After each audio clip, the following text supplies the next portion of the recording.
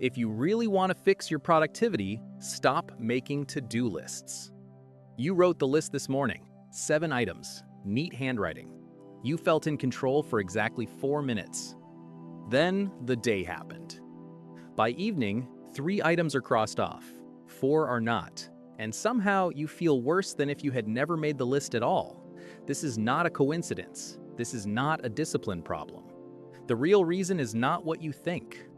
Your brain does not process an unfinished task the way you assume it does.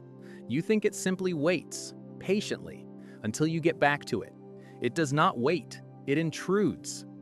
In the 1920s, a psychologist named Bluma Zeigarnik noticed something strange while watching waiters in a Vienna cafe. They could recall complex, unpaid orders in perfect detail. But the moment a bill was paid, the memory of it evaporated almost instantly. She brought this observation into the lab and found that people remember interrupted, unfinished tasks far better than completed ones. This became known as the Zeigarnik effect. An open task does not go quiet in your mind. It hums. It pulls at your attention like a phone buzzing in another room. Now, think about your to-do list again. 7 open loops, 7 small hums, all running at once, all day, whether you are working on them or not.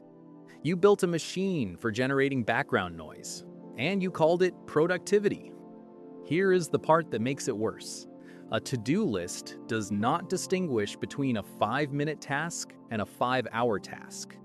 Reply to email sits on the same line as finish the client proposal. Your brain treats both as open loops of roughly equal psychological weight. So the small, easy, unimportant tasks scream just as loud as the task that actually matters. Louder, sometimes, because they are easier to silence. You answer 12 emails to make the noise stop. The client proposal, the one thing that actually moves your life forward, stays untouched. Not because you are lazy, because your brain took the path of least resistance to relieve open-loop tension, and the list handed it 12 easy exits. This is why you can finish a day exhausted, having crossed off 9 things, and still feel like you accomplished nothing real. There is a second problem, and it is quieter, harder to notice. Psychologist Roy Baumeister spent years studying something he called ego depletion, the idea that self-control and decision-making draw from a limited resource that gets used up over the course of a day. Later research has debated how large or universal this effect really is. But one part of his findings has held up again and again in related work on decision fatigue. Every choice you make, even a small one, carries a cost. A to-do list is not a plan. It is a menu of decisions presented to you all at once 7 times over.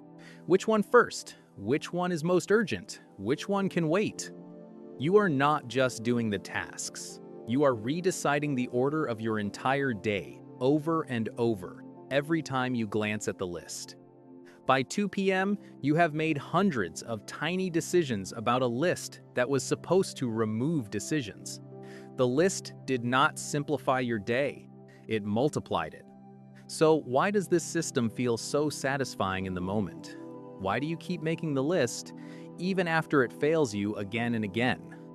Because crossing something off releases a small hit of dopamine, not because the task mattered, because it was completed. Your brain rewards closure, not significance. This is why you will often find yourself doing the easy, low-value task first, not out of strategy, out of a craving for that small chemical reward. The list quietly trains you to chase completion instead of consequence. Here is the twist. The problem was never the number of tasks, it was the format. A list is flat.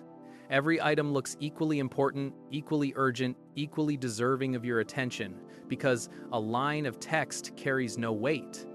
Nothing on a to-do list tells your brain, this one matters and this one does not. So your brain, overwhelmed by 7 equally loud open loops, defaults to whatever is easiest, not whatever is most important. Compare this to what psychologist Peter Gollwitzer found in his research on what he called implementation intentions. Gallwitzer discovered that people were far more likely to follow through on a goal when they attached it to a specific time and place in the form of, when situation X arises, I will do behavior Y, rather than simply deciding to do it at some point. The difference in follow-through across many of his studies was not small. A vague intention barely predicts behavior at all. A specific, time-anchored one predicts it strongly. A to-do list is a collection of vague intentions dressed up as a plan. Write the report is not a plan. It is a wish with usually no deadline at all. There is no when, no where, no trigger that tells your brain the moment to act has arrived.